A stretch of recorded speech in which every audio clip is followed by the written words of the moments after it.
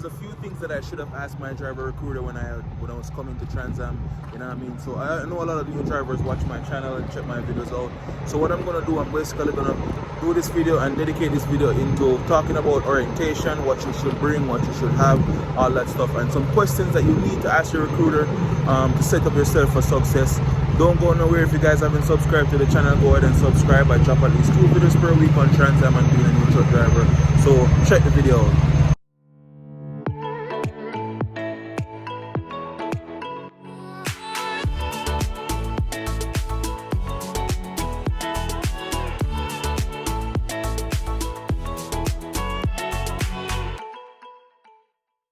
Yes, so let's get into this video. I have a few things here that you should ask your recruiter, man.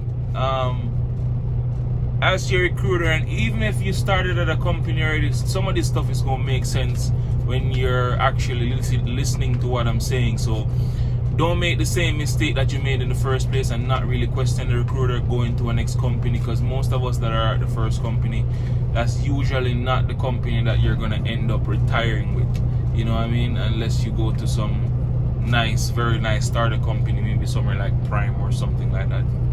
I'm just saying. But let's first get into it. When you start talking to your recruiter, basically the recruiter job is to recruit you. So many companies, bro, they're gonna tell you what you want to hear. You know what I mean? It's like you trying to get some skin from a girl, you're gonna tell her anything she wants to hear. You know what I mean? So they're gonna tell you what you want to hear. They're gonna sell you the dream. So you need to question them about some of these things that they're gonna tell you. One of the first question is, I'd say, ask them about the pay. Ask them how do you get paid? Is it cent per mile? Is it a salary job? Is it and which OTR don't really pay salary, but I guess if you're doing like dedicated, some company does. But you want to ask them though, just to know. So you wanna know what per diem is. Ask them if they pay per diem. Ask them if it's mandatory per diem. Ask them if it's optional for you to get per diem. Transam here, it's mandatory that you take per diem, which it shouldn't be that way in my opinion. It's mandatory they give you per diem. Other companies like Covenant Transport, they have per diem, but it's optional, is what I mean. So it's up to the driver. You tell them if you want per diem or you don't. Everybody is different, but Transam here, it's mandatory. You get it regardless. The cent per mile, how much cent per mile it is, you know what I mean? Ask them if they have any different incentives, if they pay you like for stops, layover, breakdown pay, all that stuff, you know what I mean? Ask them what their loads are like, if you usually get like a lot of loads with a lot of stops. Like I know like JB Hunt, they have like a good incentives for stops that you make, you know what I mean? So it's just based on the company that you're going. Here at Transam, I believe it's like $20 per stop. You don't really get that many loads with stops on there. At least for me, I only got a few over the 10, almost 11 months that I've been here. So you want to question them real good about the pay. Ask about the insurance costs. Like most of them will have free insurance from the company itself, and then some of these companies, you're gonna get the health insurance, but you're gonna have to pay for it. Like I pay, I think about $80-90 a week, every week for insurance, pretty much here at Transam, which I need to start utilizing it more and going to the dentist and all that stuff. Ask them how many miles you get per week. What's the average? You know what I mean? Ask them how much miles are you gonna average. Now they can lie about this sometimes. They'll tell you, because they will tell you you're gonna get 3,000 miles plus per week, but then when you start at the company, you're only getting 2,300. And sometimes it all depends on the driver too. If they see that you're a lazy driver, you like to sit around and take long ass breaks and all that stuff, they might not want to give you the miles. So you gotta show them that you're gonna run, but you gotta question them about the miles. You know what I mean? Pick their brain a little bit. And see what's up. And then basically, if they tell you Transam here, they start at the company drivers, I think it's 31 cents per mile. What you do is calculate 31 cents per mile times the amount of miles that they told you that they would give you, and then basically you would have an idea of how much you would be making much you'll be taking home a week, and then add per diem to that, and then minus all your taxes. Just do like a rough calculation. This way you can set yourself up for success. This goes for any company. It doesn't necessarily mean Transam only, but that's gonna help you out a lot. Trust me, you want to do that, so you can set yourself up.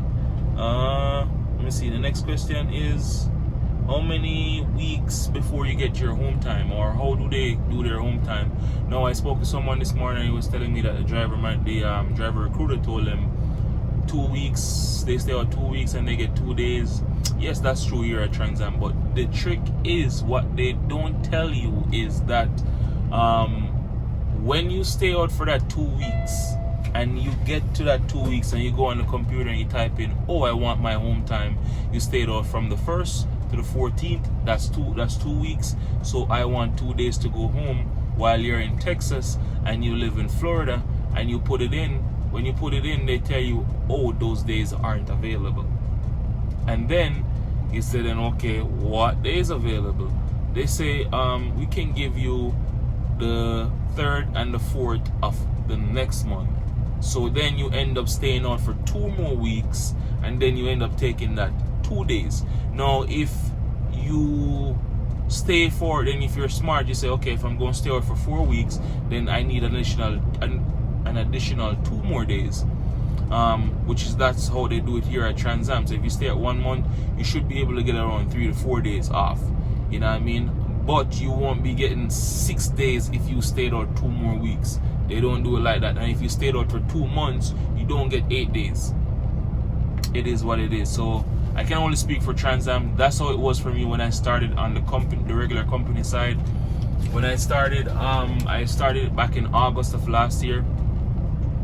Let me see, August, September, October. I never got back home until maybe like October the 21st. So I left Florida August the 4th of last year, and I never got back home until sometime in like the middle of October. So I was out there for quite some time before I got home. Now it's only 11 days. Woohoo! Yeah, I like that. But anyways, you basically gotta ask them about the home time and pick them, just like I explained it to you a while ago. Pick them on that, you know what I mean? And talk to your driver manager about it also. What you could do is, when you first get your truck, you could just ask them for a load that goes in the direction of your home. Depending on the driver manager, some of them can be a real pain, but if you get a real good driver manager that's understanding, they can find you a load. It might not be immediately, maybe you have to run a few days, but they will find you a load that goes in the direction of your crib. You could probably stop at your crib, get your truck loaded up with food, get your whole lady to come see the truck, you know, bless the truck, you know how that goes. Get all the stuff that you need, because bro, you don't want to go to orientation for the first and take like a whole bunch of stuff. Like I seen guys with, like, they're going on vacation. I mean, to each their own. For me personally, I packed my knapsack, you know what I mean? That was all I packed, and then I just kind of picked up stuff along the way, dude. Like I went to Walmart. I remember after I finished my training with my trainer, and I just got like some t-shirts, some stuff, some regular stuff. So you don't have to pack yourself up if you don't want to go. And then the next thing my recruiter did was they offered me a bus ticket from Florida to go to Texas. Bro, that's a long ass ride. Let me tell you, that is a long ass ride. So when they offered me, I was like, can't I fly? And they were like, oh yeah, we can get you a plane ticket. You know what I mean? So the bus ticket is obviously cheaper. I felt like that's why she did that. She offered it, and I was like, can't I fly? And it was so much easier flying. And question them about where you're gonna stay, how long you're gonna stay, them if you're gonna have to pay for anything. Ask them if you could get a rental car and they will reimburse you, because some companies, they actually do that. If you get a rental car, some companies will get you a rental car, but you have to purchase your own gas. So you wanna question them more about that, you know what I mean? All these things, they're gonna set you up for success. Trust me. Let me see. Find out where the location of the terminals is. If they have terminals like close to where you live, most likely that's where they have most of their loads coming out of. So if you find a terminal close to where you live, they're gonna have a lot of loads coming out of there. So chances are you can swing by at the crib most times. You know what I mean? I just met up with my one of my roommates from orientation, He's at a different company right now, and the account he runs on, I think it's like dedicated, so he's supposed to go home like every weekend for like a 32-hour reset, but basically he's home like every other day just because of the area they got them. I think he's in Arkansas or one of them. It's not Arkansas, I don't remember what state it was, but he's in one of Virginia, I think it was West Virginia, that he's in, and basically he just runs around West Virginia, so he gets to go home on a regular basis. Not only that, he gets to take a 32-hour reset at the crib on the weekends, but every other day he gets to go home, and that's just because he lives close to where the loads are going, you know what I mean? So you want to ask them about the terminals. Also, if you live in Florida and let's say you live in Tampa and you live in Tampa, they have a terminal for Transam in Tampa. When I'm going home, I have to take my trailer with me. The main reason is because I'm on the dedicated account and I can't go into Bradenton, where I pick my loads up. I can't go in there without a trailer. So if it's kind of a pain for me to take my trailer home all the way to West Palm, because then I have to park, wherever I have to park where it's safe. You know what I mean? I can't drop my trailer, so I can't bobtail home. If I get to do bobtail home, then it's much more convenient because I can park the bobtail inside at the crib. But most times if I take the trailer, I can't take the whole thing home, and then I have to find somewhere safe where it is to park. So it's kind of a pain. And if I leave my truck in Tampa, leave my trailer in Tampa, it's kind of a pain because I might go back, I might not get a trailer, it might end up late, my load be late, and I'm going to lose money, and that's a whole different thing. So if there's a terminal close by, you can just take the trailer there, drop the trailer, bobtail home. Much easier for you, less stress. Ask about different employment offers that they got. So when I started here at Transam, I didn't know they had different.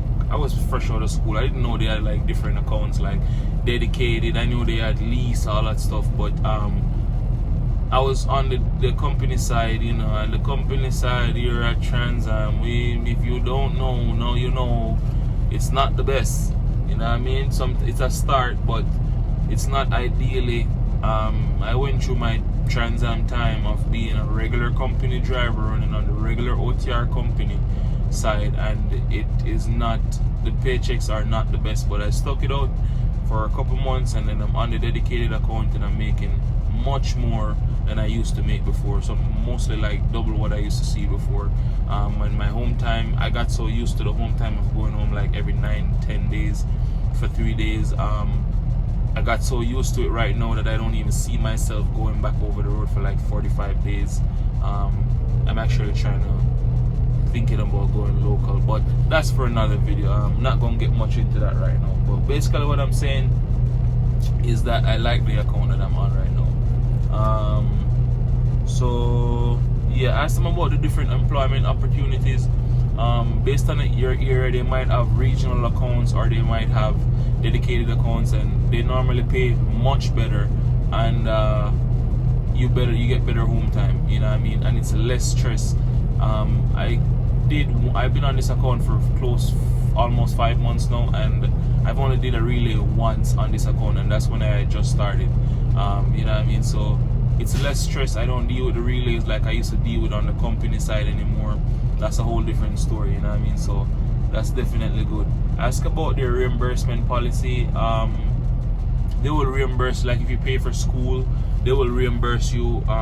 Some companies will reimburse you if you can provide the receipts that you paid for it and it wasn't a grant from like your state or something like that.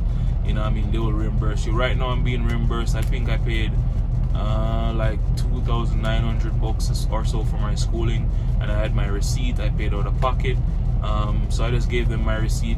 Now I would love if they just given me that $2,900 all at once, but obviously they're not going to do that. They're going to do everything in their powers to get you to stay as long as possible. So they only pay me $125, I believe, or $120 a month every month. It's an extra $120, but I mean, you know what I mean? Yeah, it's still good. I'm not complaining at all about it, because some companies don't do it, and there is a certain criteria that you have to follow. Like I said, if you got a grant from someone, or somebody else paid it, they won't pay it back. If it's past 3 months since you've been out of CDL school, they won't pay it back. So there's a lot of things that you gotta figure out before. So you might want to ask your recruiter about that. Ask them about your rider policy, bro. Like, as most companies, they will let you have a passenger on the truck for a small fee. I believe you're a Transam, you only pay for the not the orientation. You only pay for the insurance for the passenger, you know what I mean? And then once you pay for the insurance for the passenger, then you can take your passenger on there, put your request in, get your old lady, get your son, get your daughter, you know, let them come out on the road. It gets boring if it's just you on the truck all the time. You don't really have anybody to talk to, so you can bring your old lady and rock this truck all the time if you want to, you know, get your groove on. And just have some fun, you know what I mean? Enjoy your time out here on the road. So ask them about their rider policy. You wanna pay attention if you're going to a new company and they're like trying to force you to lease and you just got your license.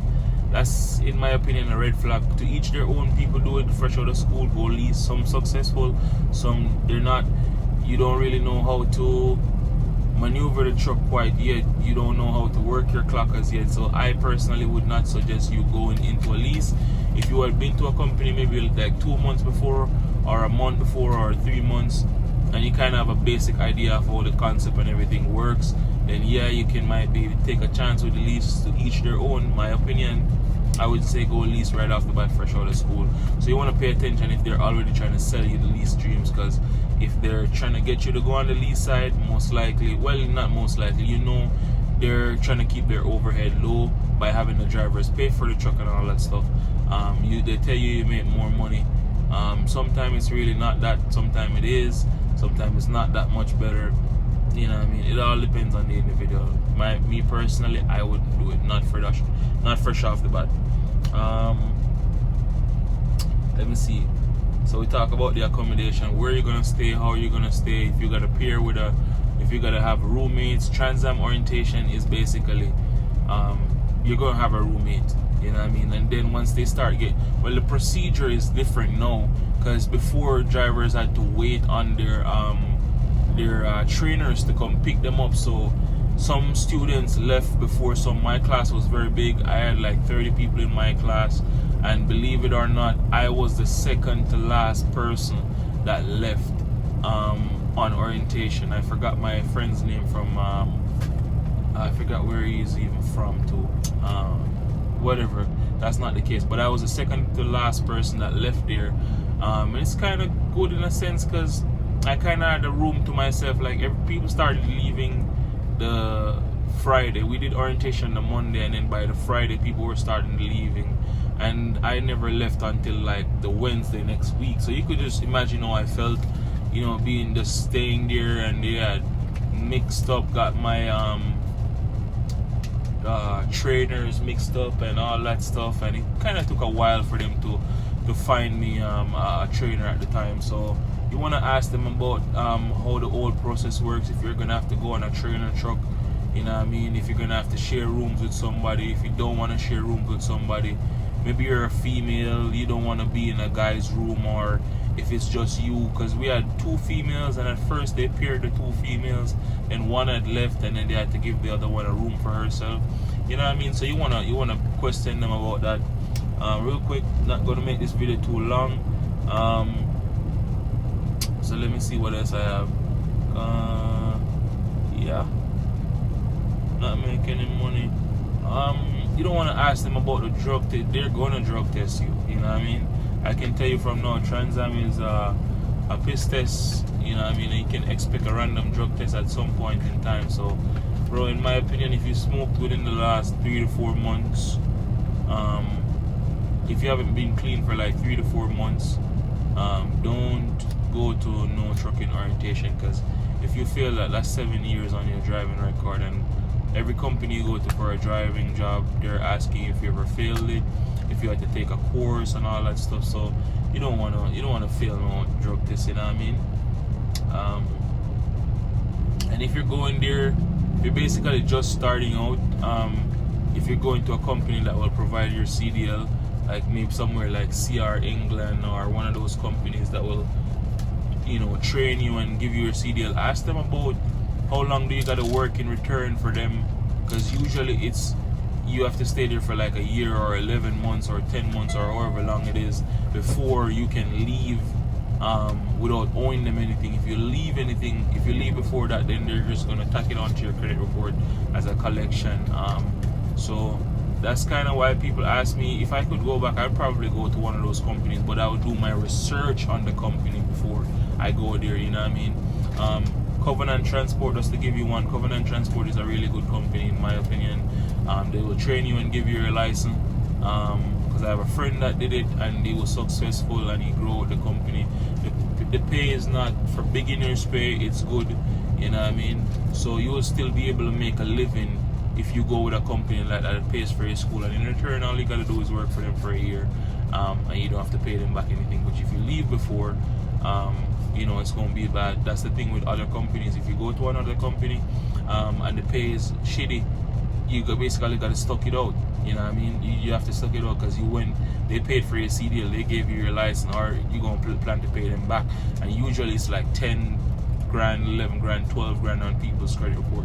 Because I've met guys in orientation back when I was there, and that's the kind of money, 9 grand, 11 grand on their came up on their thing, you know what I mean, that they owed the company. So I personally, I went to school in West Palm. I paid like $2,900 out of my pocket, and Transam reimbursed me for that. I'm almost at a year experience right now. Not sure what's going to happen as yet. I'll do another video on why I actually stuck around at Transam so far. I don't want to make this video any longer. If you guys haven't subscribed to the channel, please go ahead and subscribe, like the video, share the video with someone, tell somebody about the video. Be safe out there, and I'll see you guys in the next one.